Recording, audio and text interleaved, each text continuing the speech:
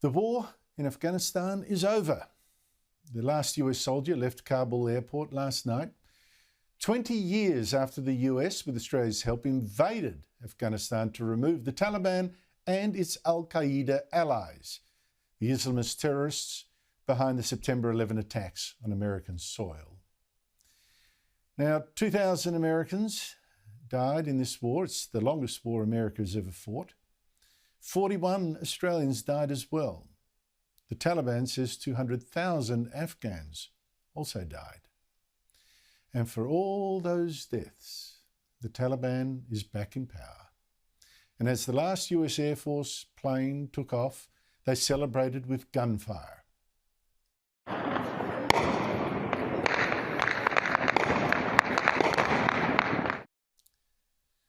The Taliban has meanwhile shown off some of the weaponry left behind, including tanks, and also flew one of the US-supplied helicopters as well over Kabul, while a US general admitted the US had to abandon not just this weaponry, amazing weaponry, but between 100 and 200 US citizens still trying to get out.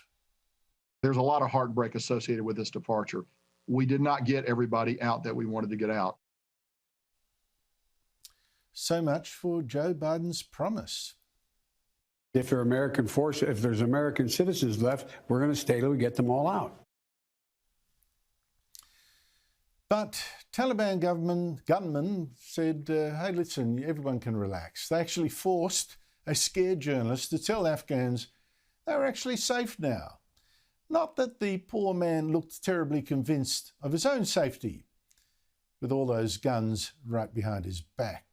Joining me is Sky News US correspondent Annelise Nielsen. Annelise, thank you for joining me. Look, from outside, this looks like a total humiliation for the US. The world's been made a lot more unsafe.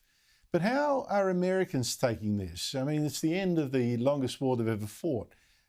When I say how Americans taking it, I'm generalising, of course. It always involves a bit of generalisation, and I think especially being in DC, it doesn't give you the best indication of how the US is feeling, but DC does give you a very good vantage point, particularly what Democrats think and those progressive Democrats, and many of them still back Joe Biden. They say that he had the guts to get the US out of Afghanistan and he's ended the longest war, and they're just not looking at how it's been handled.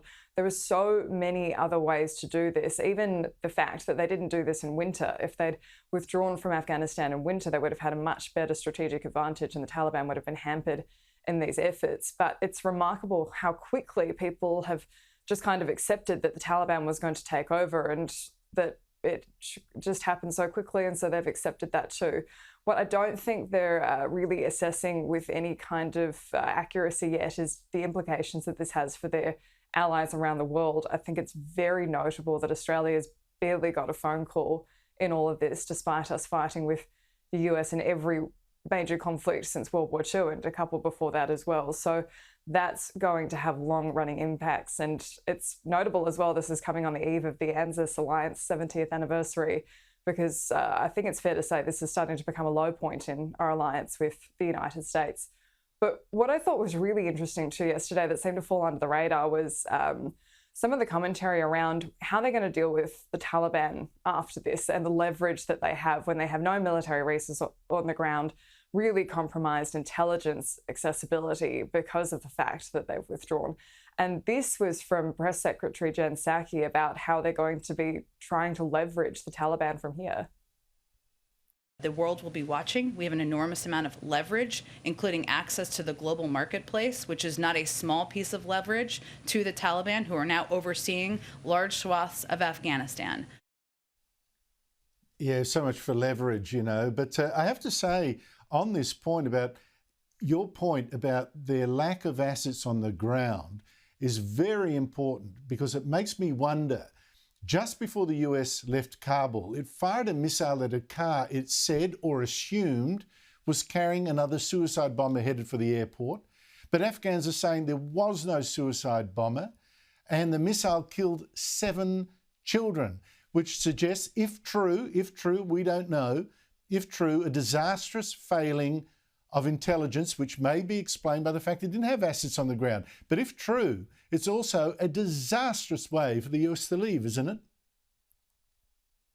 It is, and they've been able to rely on security for hiding a lot of details in this. They said that they think that there were subsequent explosions which prove that there was bombs within that car, but we really only have evidence there from reporters on the ground, and that's going to dwindle by the day until we're completely reliant on what the Taliban's telling us is happening.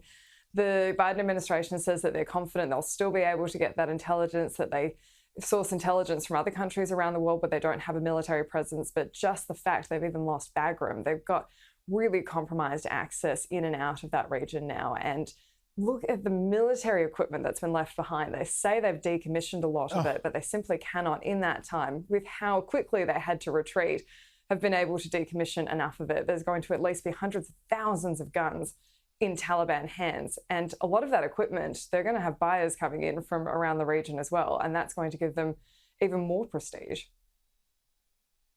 When they say they decommissioned it and immediately the Taliban shows one of the helicopters flying above Kabul. That didn't sound like, it seemed very decommissioned to me. Annelise Nielsen, thank you so much for your time.